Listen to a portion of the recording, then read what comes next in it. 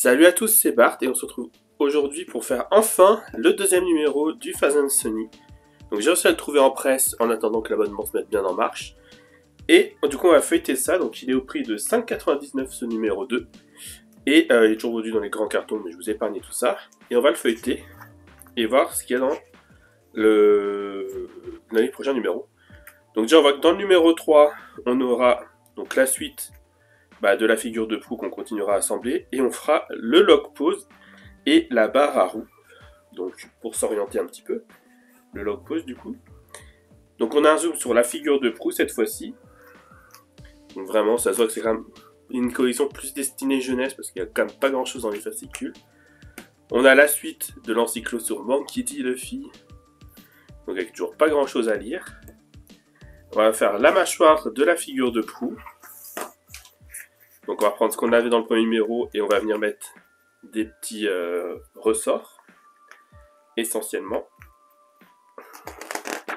Et du coup on voit qu'on n'a toujours pas de poster dans le fascicule. Et du coup pour l'abonnement, on voit que numéro 3 on aura la suite du coup de ce qu'on vient de voir. Numéro 4 on aura les os qui vont derrière la figure de proue encore. Voilà, donc les os. Donc on n'a vraiment pas des masses de montage à faire. Mais au moins, après ça, normalement, la figure de proue sera terminée. Il y aura peut-être encore un truc derrière, mais on laissera ça de côté, je pense. Donc voilà, on peut passer au montage.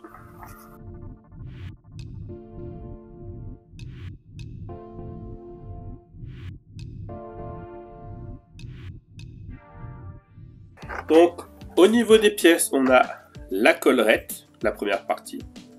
Donc on voit qu'il y a beaucoup de choses à visser dessus quand même, vu tous les trous. On a le plateau. On a deux petits ressorts de la mâchoire. Donc on va faire attention, il y en a un droite et un gauche visiblement. Et on a des vis EP. Donc on va commencer par faire la mâchoire.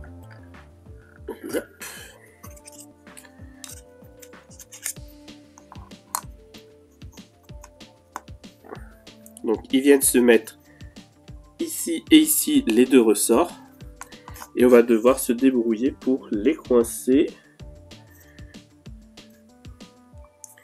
dans des tout petits trous. J'arrive même pas à les voir. Dans des tout petits trous qui sont sur les côtés, ici et ici ensuite.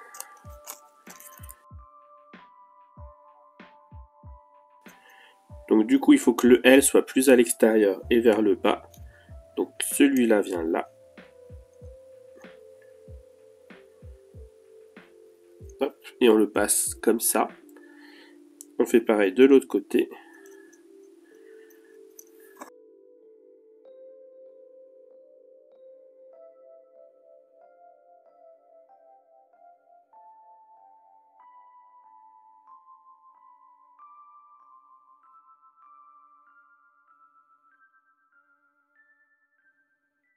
Voilà.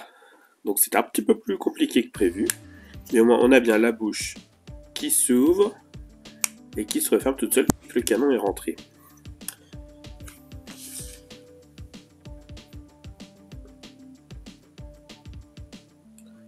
Ensuite, on vient prendre comment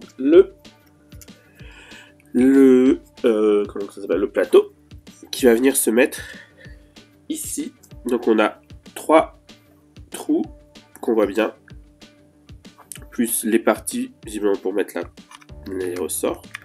Et on vient le mettre en place comme ça. Et on vient visser avec 3 vis.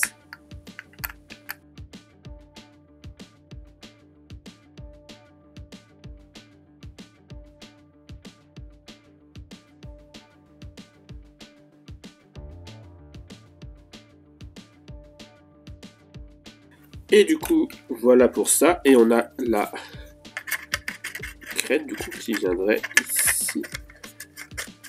Ça dépasse même pas la tête. C'est bizarre ça.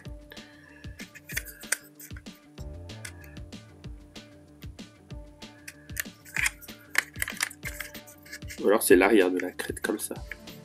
Mais ça serait bizarre aussi.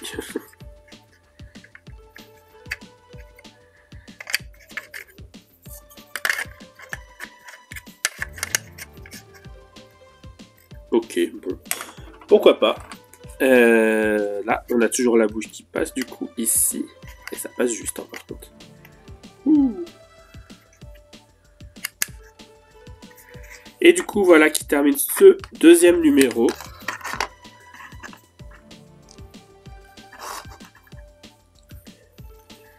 Ce qui est bien, c'est qu'on a toujours les petits sachets de vis avec cette fois les numéros de vis à l'intérieur. Du coup, c'est assez pratique pour se repérer. Je sais plus si j'ai gardé celle du premier numéro. Mais j'en avais dans le premier numéro. Oui. J'ai dû les garder quelque part. Ouais, je crois qu'ils sont là. Voilà, comme ça, on a les petits sachets qu'on perd pas. Et on peut facilement mélanger une fois qu'on a des références en double. Du coup, si la vidéo vous a plu, n'hésitez pas à liker, à commenter, à partager et à vous abonner. C'était Bart et je vous dis à bientôt.